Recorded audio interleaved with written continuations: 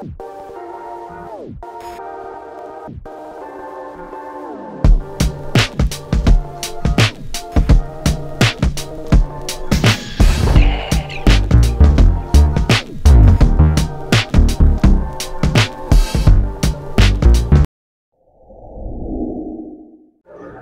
everyone, it's me again, Berntang DIY TV. Panibagong araw at panibagong vlog na naman ang tuturo namin sa inyo. Pero bago natin tuloy ang video, huwag niyo munang kalimutan na paki-hit yung subscribe button, like at share mo tong video na to para makatulong sa iba. At syempre hit mo na rin yung notification bell para update ka sa mga next videos natin. Check muna natin yung shop natin mga ka-DIY. So check nyo rin yung ibang vlog natin na DIY sa Toyota Corolla Altis natin, mapapajero man yan at ibang mga motor katulad ng mga Mio. Ayan, amurin natin. So yan, may gagawin tayong bagong vlog natin sa ngayon dito sa Mio Sol natin. Yan, i-refresh natin to. I-repeat natin yung pipe niya. So, doon tayo sa kabila. Mainit dito. So, ayan mga ka-DIY, itong Mio Sol natin. Ito yung gagawin natin ng video for today. So, pakita natin yung mga gagamitin natin. Yan, ito pa rin babaklasin natin mga ka-DIY. Yan. Itong GBT power pipe or performance pipe, tune pipe. So, unang gagawin natin, tatanggalin natin dito yung dalawang bolt niya. Yung size 12. Gamit tayo ng close range. Tapos dito, size 14 na bolt. Dalawa yan, taas baba. Tapos, pero bago natin tanggalin to, tatanggalin muna natin to. Yan, may alin siya. 10mm. Ito yung mga gagamitin natin tools.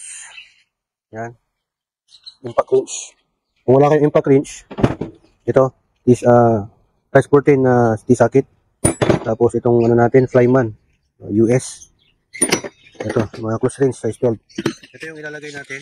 Mag-unboxing tayo ng parcel. Yan. So, ang ilalagay natin, hindi basta-basta pintura. Kasi pag nagre-repaint tayo ng pipe, muffler, or power, any pipe or any muffler, it should be high temp. Yan. High temp po dapat ang gagamitin natin dahil pag nagpintura tayo ng tambutso, ng kahit anong sasakyan, mapamotor man yan or four wheels, malulusaw lang po dahil mainit po ang pipe. Ang kaya po niyang, pero para ma-prevent po natin yung rust, heat resistant, high temp spray paint, boost niya yung brand. Ang kaya po niyang i-prevent, I think, nasa 1,000 plus Fahrenheit to eh. Okay, ito yung code niya. Yan. Hindi ko masyado mabasa. 1, 2. Made in Thailand po ito mga ka-DIY. Yan. Or any brand naman Kando, hindi po tayo sponsor nito, disclaim ko lang po. Any brand Kando, basta high temp. Okay? Mas maganda nga, more than 2,000 degrees Fahrenheit. Diba? So, ito yung gagamitin natin. Pero bago natin ito magagamit, siyempre, lilihain muna natin. Ito yung grit niya. Mas maganda makapal. Okay? 240 grit. So, tatanggalin na natin. Mga ka-DIY, itong pipe natin, ano na to? 4 years na to, mahigit. Ito naman, kupas-kupas na. So, ibabalik natin yung alindog niya. So, tatlo to. Nakalagay dito mga ka-DIY, GBT. Pero ang GBT, alam ko, sister company niyang AP. Ito brand din po yan. Taiwan po yan. Made in Taiwan. Kita nyo naman yung pipe natin. Pangit na. Parang ratlock. So yan, nilihain natin yan. Pipinuhin natin para kumapit yung pintura. Mas maganda nga sana. Gamit pa tayo ng primer gray. Kaya lang, sa akin, medyo nagtitipid. Kaya ibablock ko na. Kaya makapit din naman yun. Ito actually itong JVT pang Novo yan. Yung code nyo.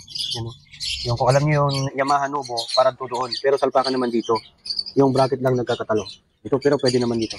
Ito, natanggal na yung bolt niya dito eh. So yan, pag ano yan, lilihain natin yan. Pero tanggalin natin ang buto. Hindi kasi natin pwedeng pinturahan dito para hindi siya madamay. Okay, tanggalin nyo muna to. Pa-plug ka para makita nyo. Yan. So ito po. Pinit po tayo dito mga ka-DIY. Mas maganda pag nagbabaklas tayo ng bolt dito sa may head. Ito, itong pipe. Malamig yung makina. Make sure ninyo na dapat malamig yung makina. Hindi ho mainit. Kasi baka maputulan ho kayo mga ka-DIY ng itong dito, magpapamachine shop kayo. Tapos itong pinakadulo, itong isa. Medyo malawag to. Pag nagbabalik din kayo ito, higpitan nyo para walang singaw. So pag nalawagan mo na ng wrench, pwede mo nang kamayin para mas mabilis. Okay, so kayo magalala na mahulog to kasi pupututin mo lang naman dyan. Oil cooler madali lang ilagay yan.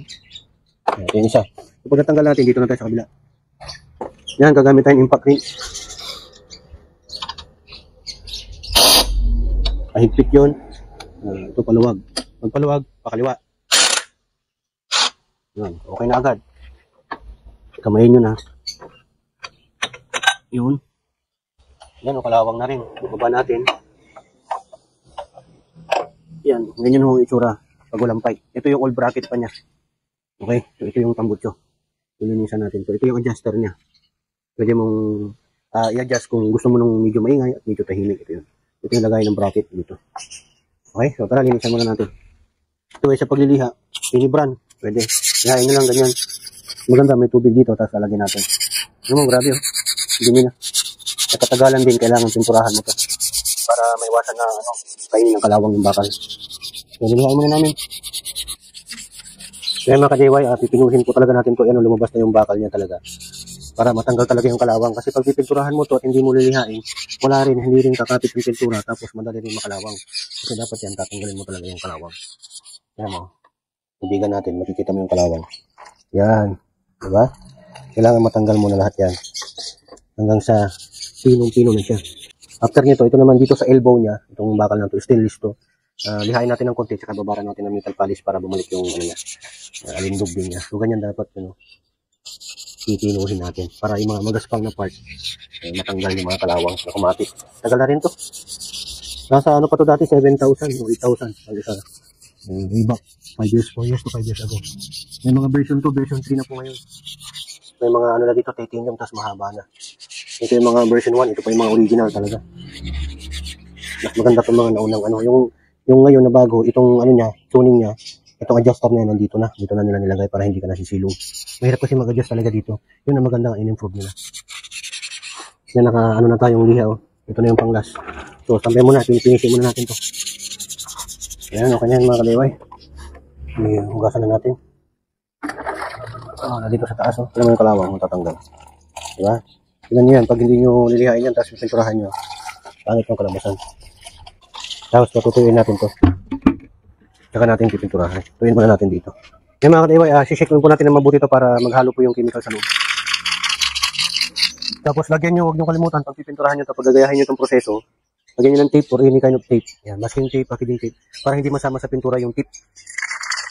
Pati ito pala, hindi pwedeng pinturahan to. Yan lang. Mga 6 inches. Para hindi masyadong, makapal. Para tamang-tama yung timpla. May first and second coating tayo dito mga ka-DIY. Yan yung kalawang, oh.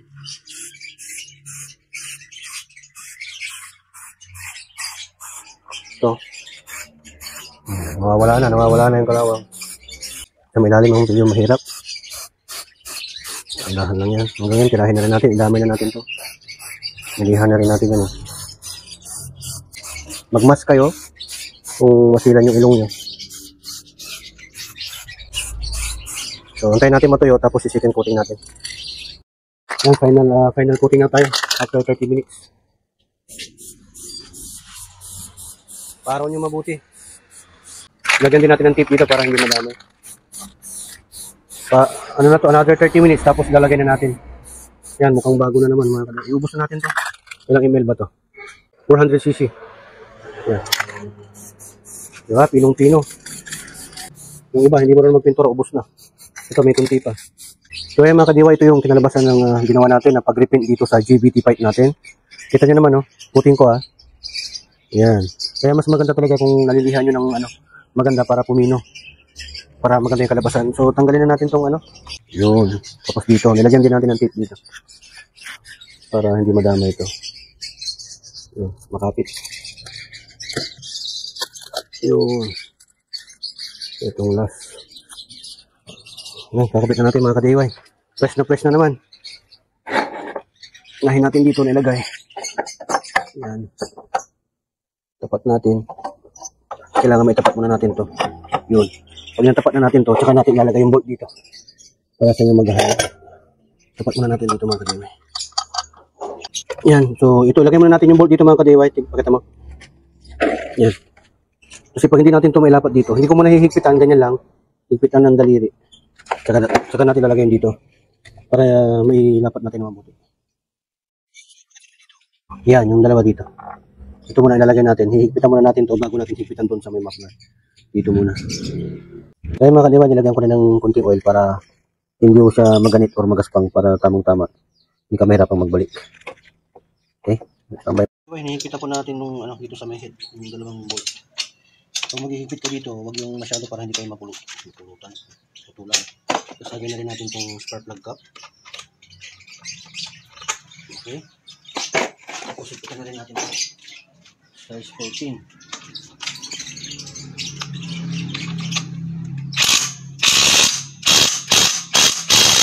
Yun, okay na yan. Kita mo naman, napakakintab. Diba?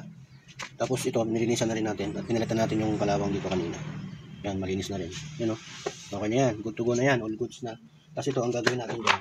Yan, bababara natin ng metal polish. AutoGuard yung gamit po natin dito. Pero disclaim ko lang din po, hindi po tayo sponsor ng AutoGuard. Okay, ito lang po yung gamit natin kasi mas maganda. Any brand can do. Any metal polish brand. Okay lang. Babara nyo to ng buong gabi. Tapos umaga, punasan nyo. Yung ganitong klaseng punas. Yan, para mas maganda. Pero ano kasi yan, pagka pababalikin mo sa dating ano niya, kulay, pagka pinaandar mo to, iinit, ganyan din. Isang 3 days to 1 week, ganyan na rin ang isura niya. So, mas better na ganyan na lang kung hindi kayo masilan. Importante ito, para hindi kainin ng kalawang. Para mapanatili natin yung ano niya, yung quality niya. So, ilalagay na natin to. Yan. Ito lang to. Ito yung isa. Kung tapat nyo na yan, saka natin higpitan. Para magtapat na rin yung dalawa. So, pangalawang bolt. Alin ho ang pinalit ko dito para mas magandang tignan. Pero kung gusto nyo lagyan ng gold bolts, pwede naman. Pero ako okay na itong stainless. Ipitan naman mabuti para hindi matanggal. Tatlo lang ho yan. Diba? So, okay na. Good to go na yan. Pugi na mga kadiway. Okay? So, ganyan lang po yung process kung paano po mag-repaint ng power pipe. Any power pipe na kinakalawang na, ganyan lang po yung pag-repaint. Una, syempre, baklasin mo. Mas maganda yung hindi pa gamit yung motor para hindi pa mainit. Tapos, lihain mo ng napakaganda. Mas maganda yung 500 to 300. Magandang mas magaspang. Tapos, pipinuhan mo rin yan. Tapos, hugasan mo. Tapos, patuyuin mo. Tapos, hanggang first to second to third coating. Mas maganda para mas makapal yung pintura. Pero, suggest ko rin po na gumamit kayo ng primer gray para mas makatid. Kasi yung primer gray, yun po ang nag-prevent ng kalawang. Okay? Pero dapat high-tech din ng primer grade. Okay? Katulad ng ginamit natin na flat black. Flat black po yan, hindi po glossy. Kasi flat black po yung original niya. High-tech din po yan. 500 pesos po yan. Kasama na pong shipping. Pero sa iba siguro, sa auto supply, siguro mga 400 plus. Ito kasi, sa Lazada po kasi ito. Mahal po kasi ang high-tech. Mura na ito actually sa 500 kasi mga 700 po ito. Okay? May tira pang konti. Pang natin yan, retouch. So, ganyan lang po yung mga process ng mga ka-DIY. Sundan nyo lang po yun, pag hindi po natin ipa-vlog, mga 30 minutes lang po yan, more or less. Matagal lang po sa pagliliha at pagpapahara. Okay? Ano din yan, pag nainitan, magtatapit pa po yan. Maraming salamat po, to the glory and burn down sa inyo.